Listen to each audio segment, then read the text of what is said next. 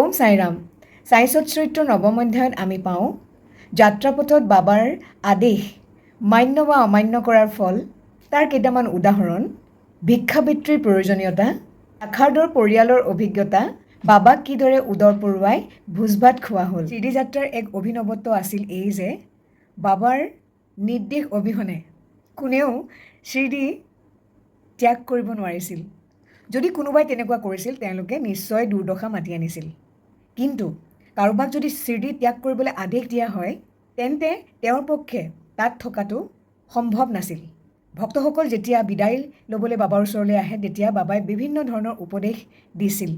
এবাৰ টাংগাত উঠি আঠিয়া কোটে পাতিল, টাংগাত উঠি কোপাৰগাঁও বজাৰলৈ গৈছিল। তেওঁলোকে আহি বাবাক প্ৰণাম কৰিছে আৰু বাবাক কৈছে, বাবা আশীৰ্বাদ দিয়া, বাবা তুমি নিৰ্দেশ দিয়া, মই আগবাঢ়োঁ। বাবাই লগে লগে তেতিয়া ক'লে, ল'ৰালৈ নকৰিবাচোন, অলপ সময় ৰখা, বজাৰখনটো বহিবলৈ দিয়া। তাৰপিছত বাবাই মন কৰিছে তেখেত অস্থিৰ হৈ আছে, তেতিয়া ক'লে যে ঠিক আছে তুমি যোৱা, কিন্তু আমাক লৈ যোৱা। এই নিৰ্দেশ কাটিয়া কোটে পাতিলে নামানিলে আৰু টাংগাত উঠি ৰাওনা হ'ল। অলপ দূৰ গৈয়ে যিটো টাংগাৰ 300 টকীয়া যিটো দামী ঘোঁৰা ভীষণ জোৰে চেকুৰিবলৈ ধৰিলে। পিছত কঁকালৰ মাংসপেশী টান লাগি পৰি গ'ল। কাটিয়া কোটেৰ বেছি আঘাতপ্ৰাপ্ত নহ'ল, কিন্তু তথাপিও তাতিয়া পাতিলৰ তেতিয়া মনত পৰিল যে বাবাই মোক বাধা দিছিলে আৰু মই শুনা নাছিলোঁ। নানা চাহেব চন্দুৰকাৰৰ পৰা পৰিচয় পত্ৰ লৈ ইউৰোপীয়ান ভদ্ৰলোক এজন আহিছিলে শিৰডিলৈ আৰু তেখেতৰ খুব মন আছিল যে বাবাক হাতখনতে চুমা খাই পেলাই বাবাক সেৱা কৰি তেখেতক দৰ্শন কৰিব। কিন্তু বাবাই তেখেতক 3 বাৰকৈ বাধা দিলে আৰু তাৰপিছত তেখেতৰ খুব বেয়া লাগিল আৰু ভাবিলে যে নাই, মই যাওঁগৈ, মই উভতি যাওঁগৈ। তেখেতে ভাবিলে ঠিকেই, কিন্তু যাবৰ সময়ত বাবাই দূৰৰ পৰাই ক'লে, ৰ'বা অলপ ধৈৰ্য ধৰা।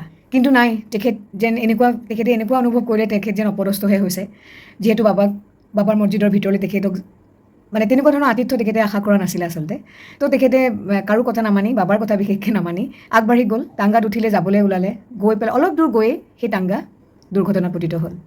তেখেতক হস্পিটেলতো ভৰ্তি কৰিবলগীয়া হৈছিলে। চ' এনেকুৱা ধৰণৰ বহুত উপমা আছে য'ত বাবাৰ আদেশ উলংঘা কৰি যোনে যাত্ৰা আৰম্ভ কৰিছে তেওঁলোকৰ বিপদ নিশ্চিত। গোটেই জীৱন জুৰি তেখেতে কিয় ভিক্ষাবৃত্তি গ্ৰহণ কৰিছিল? এই প্ৰশ্নটোৰ উত্তৰ দুটা ফালৰ পৰা বিবেচনা কৰিব পাৰি। ভিক্ষা অন্নৰ দ্বাৰা কাৰ জীৱন যাপন কৰাৰ অধিকাৰ আছে? আমাৰ শাস্ত্ৰই কৈছে আমাৰ 3টা বাসনা, সন্তান জন্ম, ধন আৰু যশ ত্যাগ কৰি যোনে সন্ন্যাস গ্ৰহণ কৰিছে তেওঁলোকে ভিক্ষাবৃত্তিৰ প্ৰকৃত অধিকাৰী। তেওঁলোকে নিজৰ ঘৰত ৰন্ধা বঢ়া কৰাৰ ব্যৱস্থা কৰি ল'ব নোৱাৰে। তেওঁলোকক খুওৱাৰ ভাৰ গৃহস্থসকলৰ ওপৰত পৰে। সাই বাবা বনপ্ৰস্থও নাছিলে, গৃহস্থও নাছিলে। বাল্যকালৰ পৰাই তেখেত ব্ৰহ্মচাৰী সন্ন্যাসী। তেখেতে ভাবিছিলে এই গোটেই সংসাৰখনেই তেখেতৰ ঘৰ।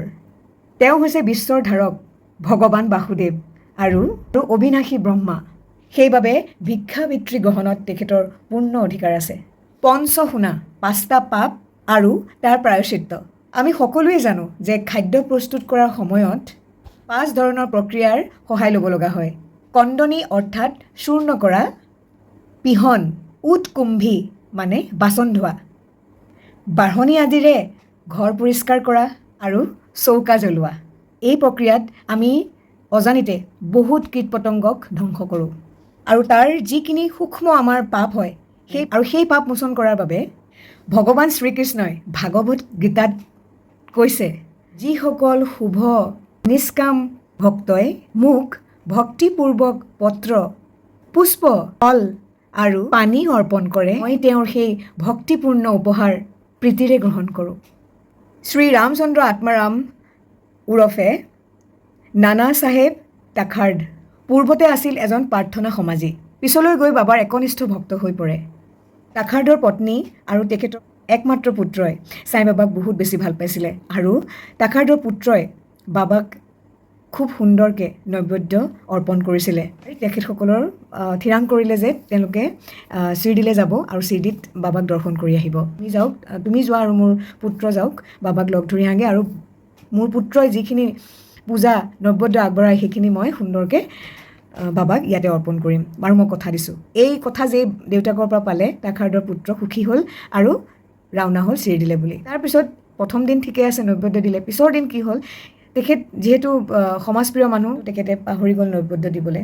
তাৰপিছত প্ৰথমতে নৱোদয় দিবলৈ যে পাহৰি গ'ল, তেখেতে যেতিয়া ৰিয়েলাইজ কৰিলে যে তেখেতে পাহৰি গ'ল, ইমানেই দুখ পালে, তাৰপিছত বাবালৈ এখন ক্ষমা প্ৰাৰ্থনা বিচাৰি এখন চিঠি লিখিলে। আৰু ঠিক সেইখিনি সময়তে শ্ৰীদিত খাপাৰদৰ ল'ৰা আৰু পত্নীৰ ওচৰত বাবাই কৈ আছিলে, আজি মই গৈছিলোঁ তোমালোকৰ তালৈ, কিন্তু দুৱাৰখন বন্ধ আছিল আৰু মোৰ কাৰণে কোনো ধৰণৰ নৈবেদ্যই থোৱা হোৱা নাছিলে। এইষাৰ কথা যেতিয়া শুনিলে ঘৈণীয়েকে, তাখাৰদৰ ঘৈণীয়েকে কিন্তু ইমান বুজিব পৰা নাছিলে, কিন্তু তাখাৰদৰ পুত্ৰই কিবা এটা যেন অলপ বুজিব পাৰিছে। তেখেতে ভাবিলে যে নিশ্চয় মোৰ পিতৃয়ে হয়তো পূজা পাৰ্বণ কৰাত কিবা এটা খেলি মেলি কৰিছে। তেখেতে ধুনীয়াকৈ বাবাই, সেই পুত্ৰই, খাপাৰদৰ পুত্ৰই দেউতাকলৈ এখন চিঠি লিখিলে যে দেউতাক কেনেকুৱা ধৰণৰ হৈছে, বাবাই আজি এনেকৈ কৈছে, কিবা তোমাৰ পূজাত কিবা ব্যাঘাত জন্মিছে নেকি বা কিবা।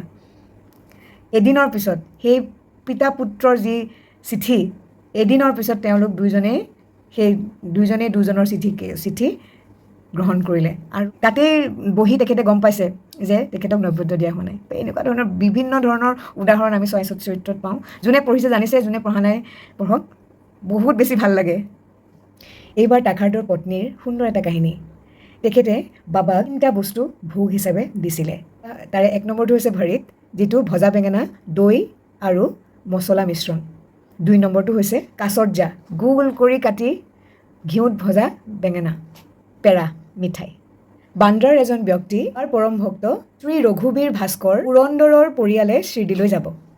শ্ৰীমতী তাখাৰদে শ্ৰীমতী পুৰন্দৰক লগ ধৰি 2টা বেঙেনা তেখেতৰ হাতত দিলে আৰু ক'লে যে বাবাক আপুনি সুন্দৰকৈ বনাই খুৱাব। আৰু তেখেতক ক'লে যে বাবাক এটা বেঙেনাৰে ভৰিত আৰু আনটো বেঙেনাৰে কাচৰ্য বনাই খুৱাবলৈ। পিছদিনাখনে তেখেতে শিৰডি আহি পালে।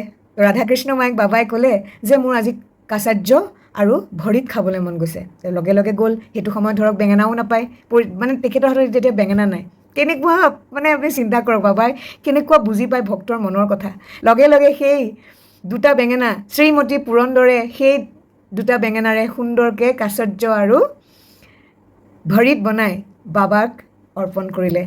তাখাৰদৰ পত্নীয়ে আৰু এবাৰ বাবাৰ এজন ভক্তৰ হাতত এটা পেৰা দি পঠিয়াইছিলে বাবালৈ বুলি। তাৰপিছত সেই ভক্তজন বাবাৰ ওচৰলৈ যোৱাৰ পিছত, বাবাৰ লগত কথা বতৰা, বাবাক দৰ্শন কৰাৰ পিছত পাহৰি গ'ল যে শ্ৰীমতী তাখাৰদে তেখেতৰ হাতত বাবাৰ কাৰণে এটা পেৰা পঠিয়াই দিছিলে।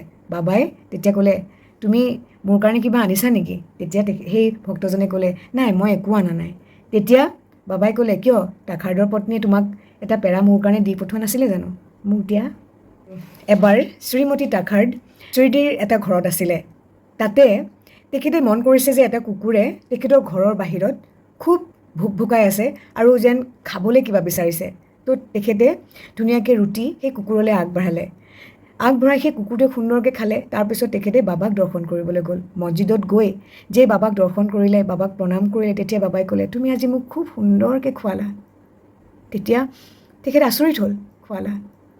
তেতিয়া তেখেতে আচৰিত হ'ল যে বাবা, মইতো আপোনাৰ ওচৰলৈ এতিয়া আহিছোঁ বাবা, মই আপোনাক কেতিয়া খুৱালোঁ, কিয়? তেতিয়া বাবাই ক'লে, কিয়, আজি তোমাৰ ঘৰৰ সন্মুখত সেই কুকুৰটোক খুব উদৰ পূৰাই তুমি ৰুটি খুৱাইছিলা নহয়, সেই কুকুৰটোৰ বেলেগ কোনো নহয়, ময়েই আছিলোঁ। আৰু বাবাই আশীৰ্বাদ দিলে তেখেতক যে জীৱনত সদায় এনেদৰে সকলো জীৱৰ প্ৰতি তুমি এনেকুৱাই আচৰণ কৰি যাবা, তোমাৰ মংগল হ'ব। বাবাই ক'লে যে এই কুকুৰ, মেকুৰী, এই সকলো জীৱৰ মাজতেই ঈশ্বৰ আছে। এইবোৰ প্ৰাণীৰ মাজত যোনে মোক দেখা পায়, তেখেতসকল মোৰ সঁচাই প্ৰিয়। বাবাই ক'লে, এই জীৱৰ মাজত সেইবোৰ পাৰ্থক্য, সকলো দ্বৈতভাৱ ত্যাগ কৰা, এনেদৰে মোৰ সেৱা কৰিবা। এই কথা অমৃত শুনি তেখেতৰ দুধাৰি চকু বৈ আহিল। আনন্দত সীমা নোহোৱা হ'ল। নৱম অধ্যায়ৰ শিক্ষণীয় নীতি হৈছে, সকলো প্ৰাণীৰ মাজত ভগৱান বিচাৰিবা। উপনিষদ, গীতা আৰু ভাগৱত সকলোবোৰৰ অৰ্থ মাত্ৰ এটাই। বাবাৰ এই কাহিনীবোৰৰ দ্বাৰা আমাক বুজাব বিচৰা হৈছে যে উপনিষদৰ শিক্ষা বাস্তৱ জীৱনত অভ্যাস কৰিব লাগে। সেইবাবেই সাই বাবা হৈছে উপনিষদীয় ভাৱধাৰাৰ সৰ্বশ্ৰেষ্ঠ শিক্ষাগুৰু। ধন্যবাদ। ওম সাই ৰাম।